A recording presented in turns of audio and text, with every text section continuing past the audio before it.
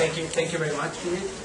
So now, pass the word to Phil. So maybe you can share with us a bit of IBM's work at the BOP, experiences, learnings, and well, the role of the data for achieving inclusive economic growth. So certainly. Well, yeah, thank you very much for inviting me. I feel suitably intimidated not only by my esteemed panellists, but also the fact that I'm representing the corporate sector. So go easy on me and subsequent questions. So my name's Phil Westcott. I've got a background mainly in sort of big industry, I guess you'd call it, even prior to IBM.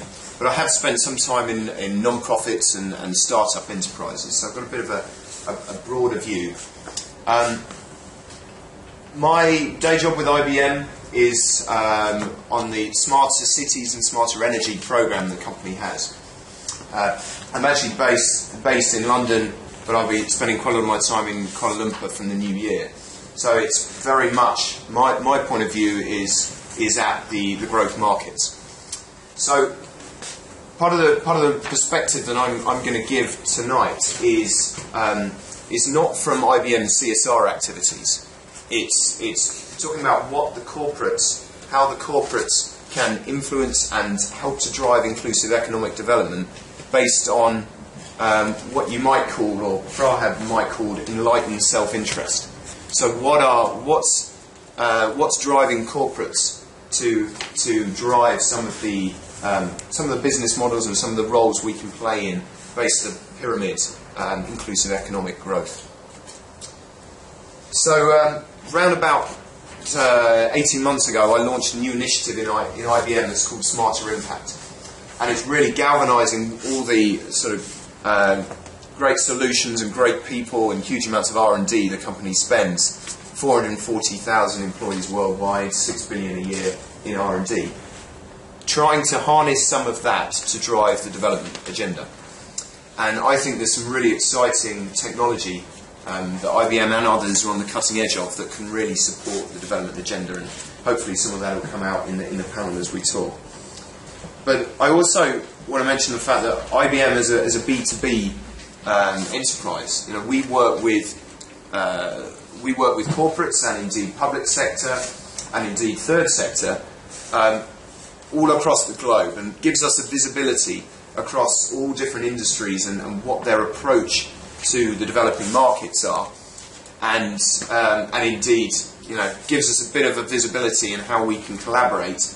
And I think, and you won't be surprised here, that I think that there's a real key for data and data collaboration, and I'll be coming on to some of that in the panel.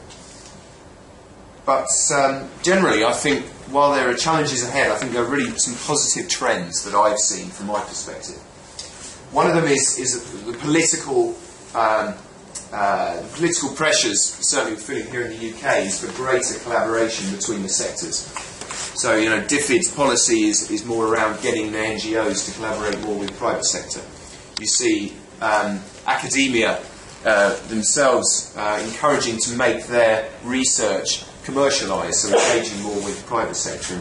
And we've got some great initiatives we do with LSE at the moment as an example of that. I also think that some of, like the UN Sustainable Energy for All, Judith touched on the energy access pillar of that initiative, but there is also an energy efficiencies and a renewable pillar within the Sustainable Energy for All initiative. And from its very design and Ban Ki-moon and Dr. Young Keller's vision, that has had a collaboration element between private sector, public sector and the development sector.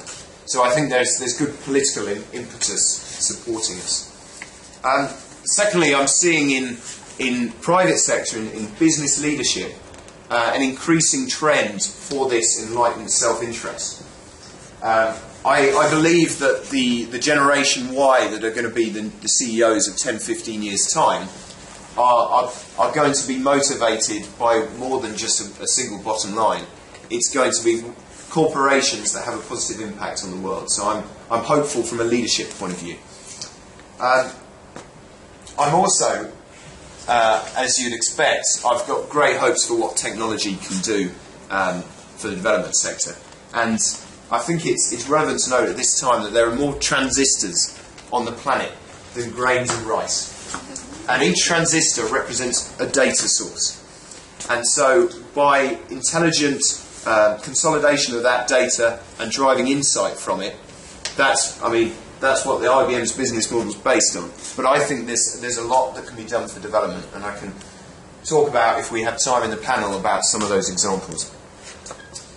But one I will pick out, and it kind of builds on what Chris was talking about, BOP 2.0, where you're getting an opportunity to have greater communication with your beneficiaries. And the link between the funder and the beneficiary is now closing, which means traditional fundraising activities from the third sector and traditional charities need to both demonstrate impact, but they can also close the gap between the beneficiaries and what they see as their development needs and what the funders are funding. And that's all around crowdsourcing, social media,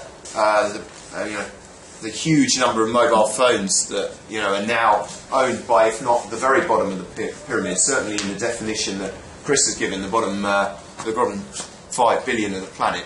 There's huge proliferation of mobile phones. So this is an opportunity to connect, and I think I'm looking forward to this discussion because it's a vast area, but a very exciting one.